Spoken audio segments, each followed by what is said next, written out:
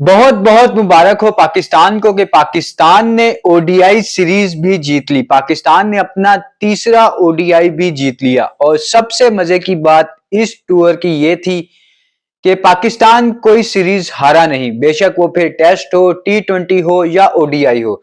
और ये पाकिस्तान की क्रिकेट के लिए एक बहुत ही अच्छी चीज थी, क्योंकि पाकिस्तान की क्रिकेट पिछले कुछ टाइम से, जिस पीरियड से गुजर रही थी, जिस दौर से गुजर रही थी, वहां पे एक ऐसा रिलीफ तो पाकिस्तान को चाहिए था। तो बहुत बहुत मुबारक हो तमाम पाकिस्तानियों को, तमाम प्लेयर्स को और पूरे पाकिस्तान को कि पाकिस्तान जो है ये सीरीज भी जीत गया और टोटली डोमिनेट किया है पाकिस्तान ने आज साउथ अफ्रीका को और ये मैच अपने नाम किया।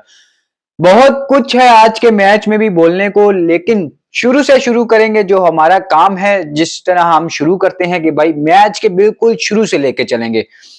पाकिस्तान ने टॉस जीत के पहले बॉलिंग करने का फैसला किया और मैंने भी कल अपनी जो प्रीव्यू वाली वीडियो थी उसके अंदर भी यही बोला था कि जो पहले बॉलिंग करेगा वो टीम जीत जाएगी, क्योंकि बाद में विकेट की कुछ कंडीशंस ऐसी हो जाती हैं। खैर पाकिस्तान ने वो नौबत आने नहीं दी, पाकिस्तान ने बॉलिंग ही बहुत तगड़ी की। हाँ, शुरू में साउथ अफ्रीका ने जो है वो काफी अच्छा स्टार्ट ले लिया था, लेकिन जिस तरह पाकिस्तान ने उसके बाद कम बैक किया है क्विंटन डिकॉक को आउट करने के बाद, साउथ अफ्रीका को मौका ही नहीं मिला कि वो अपने पैरों के ऊपर खड़ा हो सके। बहुत ही खूबसूरत किस्म की बॉलिंग की इब्रार अहमद ने, नवाज ने, सलमान अली आगा ने भी आउट किया और उसके बाद दो आउट किए शहीन शाह अफरीदी ने। पाकिस्तान ने पहले बॉलिंग करते हुए साउथ अफ्रीका को 143 रन्स के ऊपर ऑल आउट कर दिया, जो कि मैं समझता हूं एक किस्म का अनएक्सपेक्टेड भी था, क्योंकि जिस तरह पिछले मैच के अंदर क्विंटन डिकॉक और टोनी डिजोर्जी ने बारी खेली थी, लग रहा था कि पाकिस्तान को ये मैच जो है बहुत तगड़ा खेलना पड़ेगा। पाकिस्तान बहुत तगड़ा खेला, बल्कि जो एक्सपेक्टेशंस थी पाकिस्तान को लेके, पाकिस्तान उससे बहुत ज्यादा तगड़ा खेला। और शहनशाह अफरीदी ने जो अपने सेकंड मैच की जो सेरेमनी हुई थी उसके अंदर भी कहा था कि हम लोग जो है वो दोबारा लड़ेंगे, वी विल फाइट बैक। और पाकिस्तान का जो कप्तान है वो मैं आपको यही बता रहा हूं कि वो भाई वो नहीं रुकेगा, वो पाकिस्तान को फ्रंट से लीड करेगा। वो जिस तरह के बयानात देगा वो उसके ऊपर पूरा उतर के भी दिखाएगा, क्योंकि शहीनशाह अफरीदी ने जो है ये काम पीएसएल में भी करके दिखाया हुआ है कि भाई वो आके लीडिंग फ्रॉम द फ्रंट करता था। वो कभी भी उसका दिल करता था वो आके बल्ला पकड़ता था और क्रीज पे आ जाता था और बाकी सारे देख रहे होते थे ये कहां गया, और फिर वहां से वो मैच जितवा के ले जाता था। यानी कि आपको याद होगा कि लाहौर कलंदर वर्सेस मुल्तान सुल्तान का मैच था, वहां पे आके शहीनशाह अफरीदी अपना 50 मार के चला गया था, बहुत तगड़ा। तो इसी तरह का कप्तान है कि भाई लीडिंग फ्रॉम द फ्रंट करने की कोशिश करता है, हर बार तगड़ा रहता है, अटैकिंग क्रिकेट खेलने की सोचता है, और वही शहीनशाह अफरीदी ने आज के मैच में भी किया। पाकिस्तान ने अपनी प्लेइंग 11 के अंदर दो चेंजेस की। पाकिस्तान ने नसीम शाह को बिठा के हारिस रऊफ को मौका दिया और दूसरी तरफ वसीम जूनियर को बिठा के इब्रार अहमद को मौका दिया।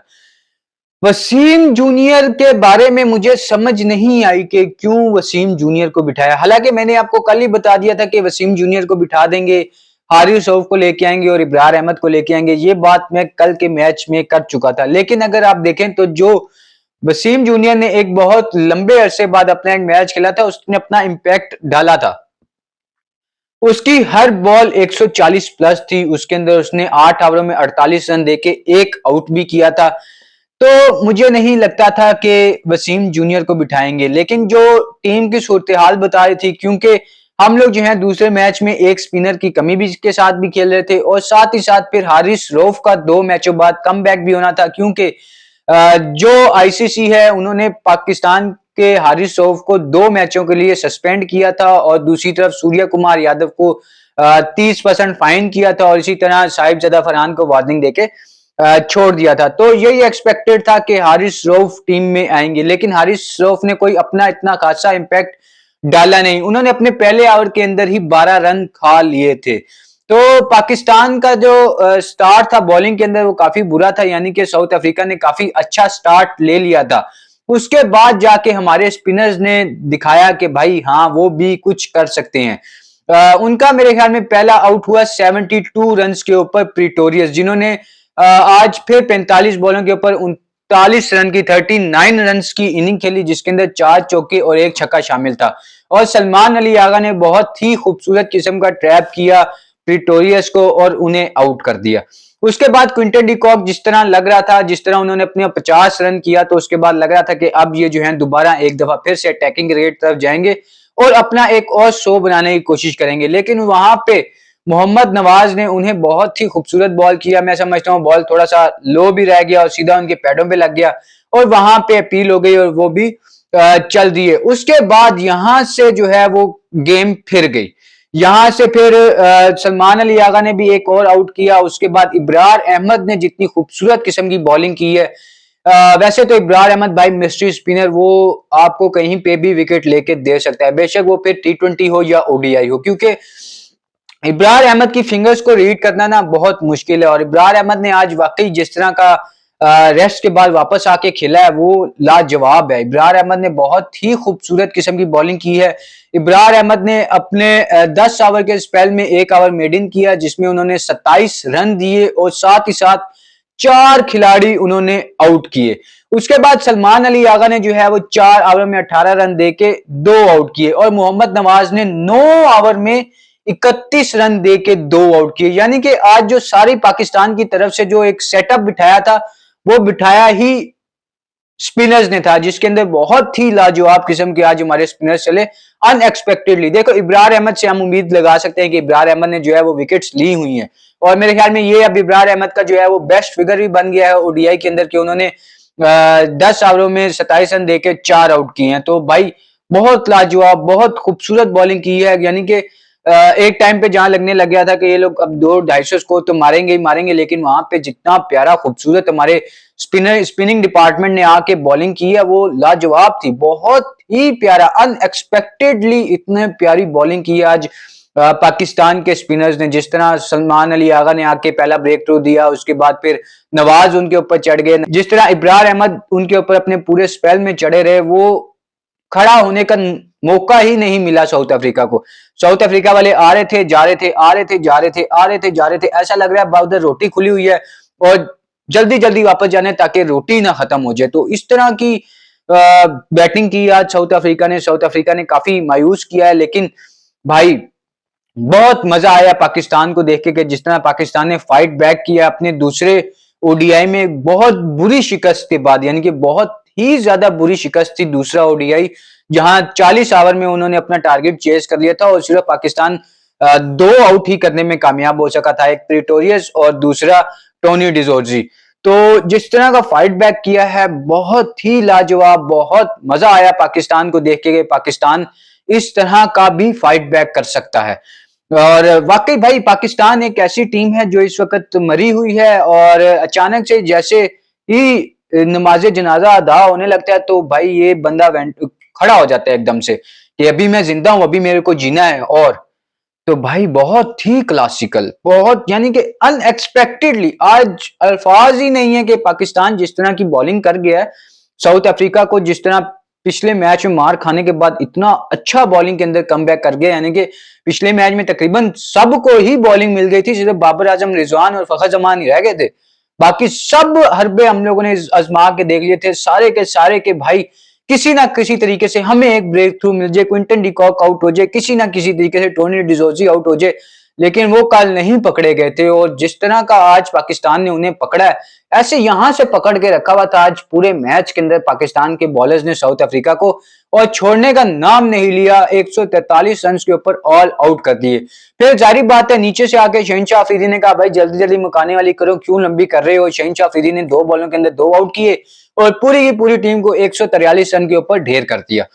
पाकिस्तान की बॉलिंग भाई लाजवाब, लाजवाब, इतनी कोई खूबसूरत बॉलिंग, यानी कि हिले ही नहीं ना अपनी लाइन लेंथ से। अपने जो एक एजेंडा लेके आए थे कि अटैकिंग क्रिकेट खेलनी है, अटैकिंग बॉलिंग करनी है, उससे वो हिले ही नहीं। शहीनशाह अफरीदी हमारे कप्तान ने जो है वो तकरीबन 5 ओवर किए जिसमें उन्होंने 18 रन देके 2 आउट किए। उसके बाद साइम अयूब ने 7 ओवर में 30 रन दिए और कोई आउट ना कर सके आज। उसके बाद हारिस रऊफ ने 3 ओवर में 17 रन दिए, वो तो शुक्र है कि बाकी 2 ओवरों में वो अपना थोड़ा बहुत कर गए, वरना पहले ओवर में 12 रन दे चुके थे जो कि कम बैक के बाद बहुत ज्यादा थे। यानी कि अपनी एक धाक बिठानी होती है अगर बॉलर का कम बैक हुआ है, जिस तरह वसीम जूनियर ने किया था। वो मेरे ख्याल में साल डेढ़ बाद पाकिस्तान के साथ रहने के बाद उसे एक मैच खेला था और उसने एक इम्पैक्ट डाला था। बिल्कुल डाला था उसने, लेकिन भाई जो दिमाग में होता है ना, यानी एक बंदे को दूर से नजर आ जाता है कि ये चीज होगी। और मैंने कल की वीडियो में ही आपको बता दिया था कि एक वो बैठेगा, मैं एक तो फहीम अशरफ का कह रहा था, लेकिन दूसरा मुझे ये कंफर्म था कि वसीम जूनियर बैठेगा ही बैठेगा, क्योंकि आपने हारिस रऊफ को भी तो वापस लेके आना है ना। तो लेकिन उन्होंने जो है वो नसीम शाह को बिठाना जरूरी समझा, फहीम खेलते रहे, और दूसरी तरफ से जो है वो वसीम जूनियर को भी बिठा दिया। तो दो चेंजेस तो होनी थी, क्योंकि हम लोग जो है वो दूसरे मैच में एक स्पिनर की कमी थी हमारे पास, और एक जो है हमारे पास बॉलर की कमी थी। और एक जो है हमारे पास पता था कि भाई ये हारिस रऊफ का जो है वो कमबैक होना ही होना है। तो इसीलिए दो चेंजेस मैंने आपको कल ही बता दी थी, कल होंगी ही होंगी। वो खैर एक मैंने फहीम अशरफ की बता दी थी वो एक साइड पे, लेकिन दो चेंजेस टीम में हुई और वही दोनों प्लेयर टीम में वापस आए जिनका मैंने आप लोगों को बोला था। ये एक साइकी है कि हारिस रऊफ देखें इम्पैक्ट तो वो डालता है हर दफा, जो है वो हारिस रऊफ का इम्पैक्ट कुछ ना कुछ होता है। वो बेशक फिर बहुत नीचे जाके अपना इम्पैक्ट डालना शुरू करें या वो शुरू से ही इम्पैक्ट डाल देते हैं, लेकिन हारिस रऊफ की टीम में वापसी होनी ही होनी थी और उसकी जगह पे वसीम जूनियर को बैठना ही बैठना था। और दूसरी तरफ से जो है मैं ये कह रहा था कि फहीम अशरफ को बिठा के इब्रार अहमद को लेके आएंगे, लेकिन पाकिस्तान ने जो है वो नसीम शाह को बिठाना जरूरी समझा, तो वो उनका एक अलग डिसीजन है, अपना डिसीजन है। लेकिन मैं समझता हूं कि नसीम शाह ने अपने दोनों ओडीआईज में काफी अच्छी परफॉर्मेंस दी है। और उसके बाद फिर सलमान अली आगा ने 4 ओवर में 18 रन देके दो मेन आउट किए, जिसके अंदर एक प्रिटोरियस आते हैं और दूसरा टोनी डिजोजी, यानी कि जो दोनों प्लेयर कल मार के गए थे, टोनी डिजोजी जिन्होंने 76 रन की मेरे ख्याल में इनिंग्स खेली थी, उनको भी सलमान अली आगा ने आउट किया। और दूसरी तरफ प्रिटोरियस जिन्होंने आज 39 किए और कल भी 46 किए थे तगड़े, उन्हों को भी सलमान अली आगा ने आउट किया और बहुत ही खूबसूरत ट्रैप करके जो है वो सलमान अली आगा ने आउट किया है। उसके बाद अगर बात करें हम इब्रार अहमद की, तो इब्रार अहमद ने जो है वो 10 ओवर में 27 रन देके 4 आउट किए और अपने स्पेल में 1 ओवर मेडन भी किया है। और एक दफा फिर वो हैट्रिक चांस पे पहुंच गए थे, यानी कि बहुत करीब जाके जो है ना वो हैट्रिक नहीं ले पा रहे।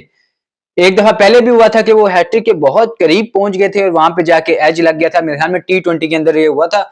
और लग रहा था कि भाई इस दफा तो कम से कम ले लेनी चाहिए, लेकिन नहीं ले पाए। लेकिन कोई बात नहीं, हम इसको आगे पेंडिंग छोड़ देते हैं। 2 दिन बाद जो है पाकिस्तान की श्रीलंका के साथ ओडीआई क्रिकेट शुरू होने वाली है, तो उसके अंदर देखेंगे कि इब्रार अहमद क्या करते हैं। उसके बाद आ जाओ जी हमारे मोहम्मद नवाज, यानी कि भाई मैच विनर हमारा मोहम्मद नवाज, तू मेरा मैच विनर। और मोहम्मद नवाज ने जिस तरह की बॉलिंग की है भाई, बहुत क्लास कंटेन करके रखा है। विकेट्स तो उनको खुद ही मिल गई मेरे ख्याल में, 9 ओवरों में 31 रन देके 2 आउट किए हैं मोहम्मद नवाज ने। उसके बाद अगर पाकिस्तान की बारी की बात करें तो पाकिस्तान ने 144 रन 3 विकेटों के नुकसान पे 26वें ओवर के शुरू में ही चेज कर लिए थे। 26वें ओवर की पहली बॉल के ऊपर ही पाकिस्तान ने चेज कर लिया। पाकिस्तान का दूसरी बॉल के ऊपर ही पहला आउट हो गया था फखर जमान, जाके वो जो नांदरे बर्गर है उसने बहुत ही खूबसूरत, बहुत यानी कि इतना लाजवाब जो है ना वो आउट स्विंग किया, बिल्कुल वो मिडल के ऊपर लगा और वहीं से बॉल सीधा हो गया और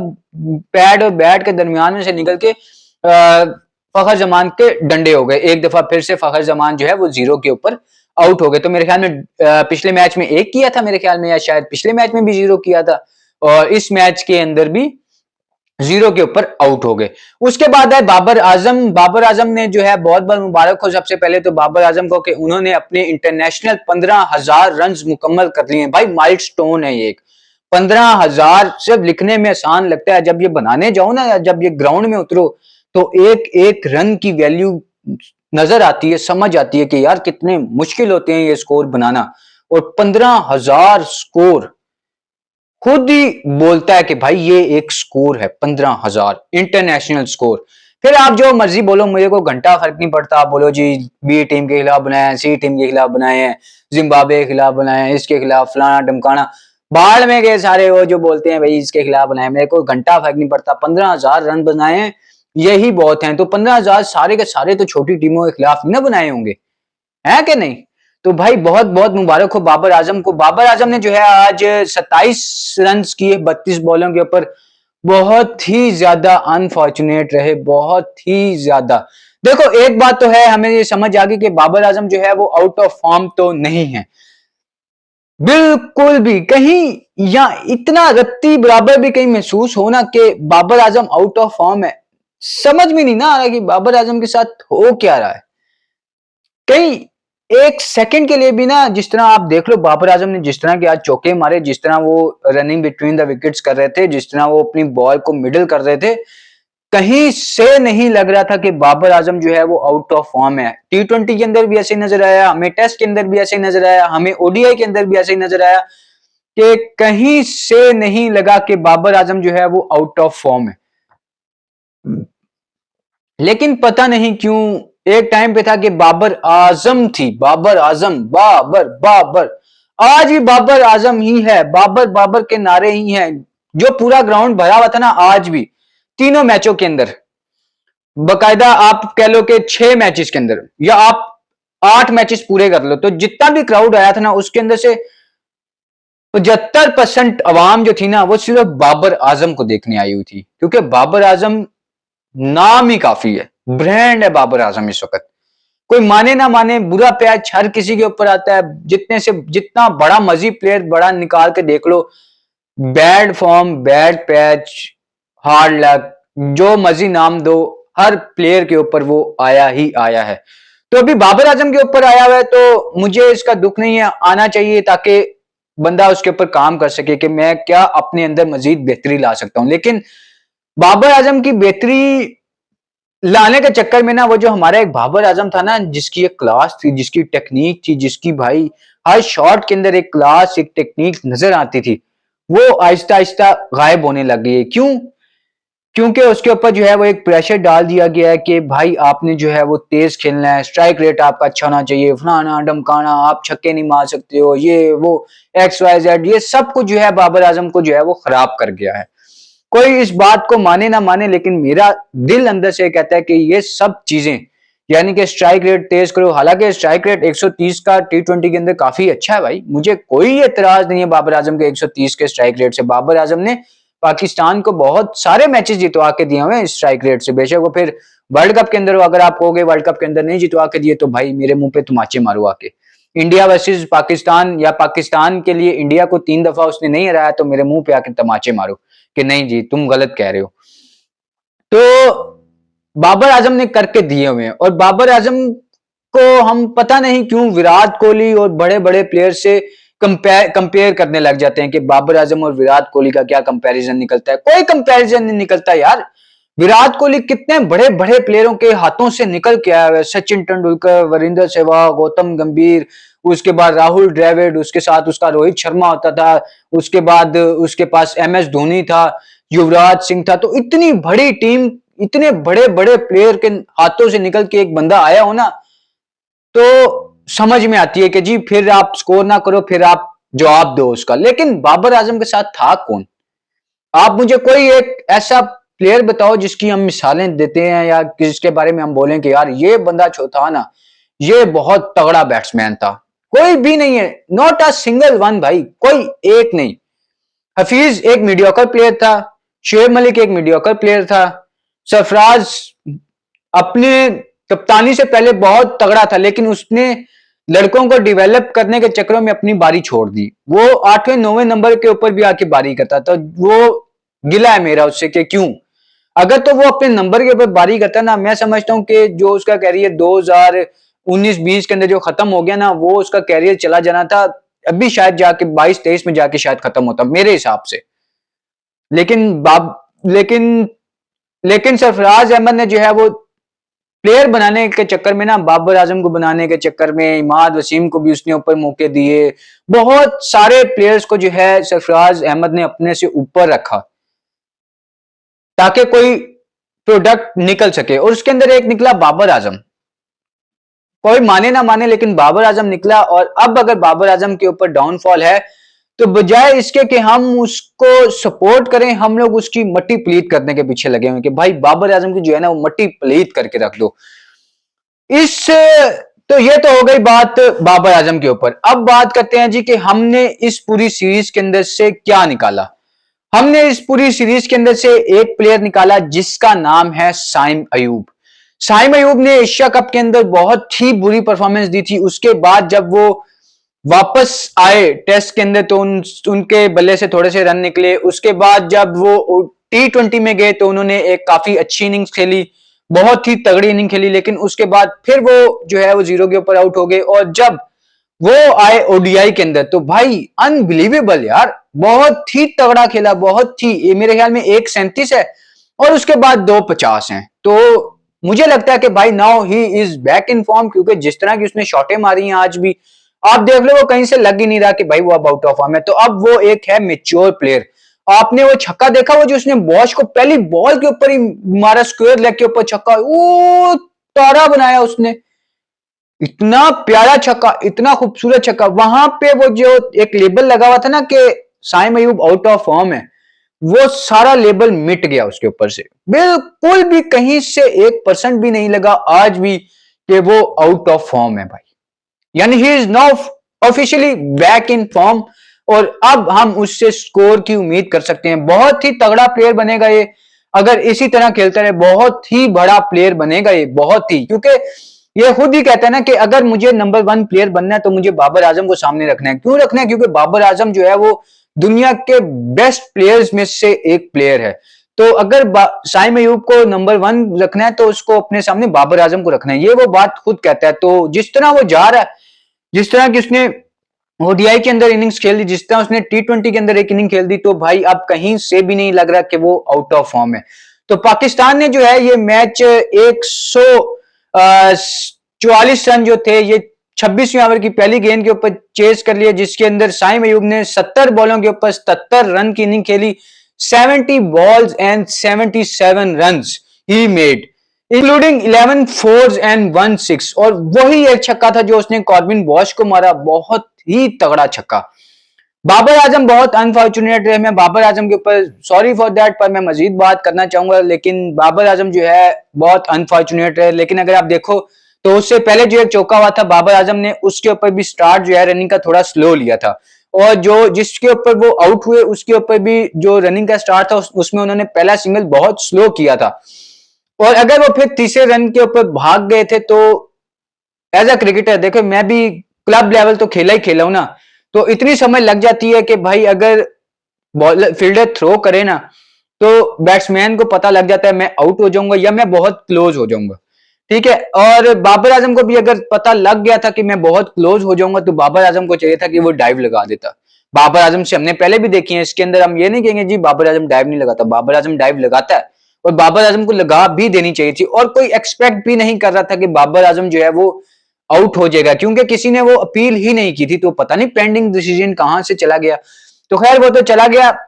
उसके बाद बाबर आजम को देखने का ना, सही बताऊं तो बहुत दुख हुआ, इतना दुख हुआ, यानी वो ऐसे ऊपर देख रहा है कि या अल्लाह मेरे साथ ही क्यों। बस नाउमीदी कहती काम कर, मेहनत कर बाबर भाई, मेहनत कर, मेहनत चाहिए तेरी, बस दिल लगा के दिन रात जो है वो नेट कर, उसके अंदर जितने अपनी टेक्निकल फॉल्ट है ना, भाड़ में गया स्ट्राइक रेट भाई, भाड़ में गया, ये मैं अच्छे अल्फाजों में कह रहा हूं कि भाड़ में गया स्ट्राइक रेट। अपनी टेक्निक बेहतर कर, जो वो था ना 19 20 21 22 वाला बाबर आजम, 23 वाला बाबर आजम, 24 वाला, वो वाला बाबर आजम वापस लिया, भाड़ में घंटा लेने गया भाई वो स्ट्राइक रेट। हमें नहीं चाहिए तेरा वो 140 150 का स्ट्राइक रेट, 130 के स्ट्राइक रेट पे खेल, 130 के स्ट्राइक रेट पे खेल, बहुत तगड़ा खेल रहा है, बहुत अच्छा खेलता है तू, हमें तू पसंद है उसी तरह खेलते हुए, हम चाहते हैं कि तू उसी तरह खेल। हाँ, उसके अंदर तूने देख एक चीज बहुत अच्छी निकाली, वो है अपनी स्वीप शॉट बनाई है ना, अच्छी लगी, अच्छी लगी स्वीप शॉट देख के कि तूने कि आपने जो है वो स्वीप शॉट मारना शुरू कर दिया, इतना खूबसूरत लगा, इतना अच्छा लगा कि एक नई चीज नजर आई बाबर आजम के अंदर। तो बस यही कहूंगा कि जी बाबर आजम को जो है खेलने दो, जिस तरह का उसका दिल है ना उसको खेलने दो, मत उसको तंग करो कि भाई तेरा स्ट्राइक रेट कम है या तू जो है वो जाली किंग है फलाना किंग है, नहीं करो, इतना कहूंगा। तो करते हैं भाई खत्म, वसीम जूनियर के साथ जाती हुई है, इसके बारे में हम कल बात करेंगे। तो तब तक के लिए अल्लाह हाफिज।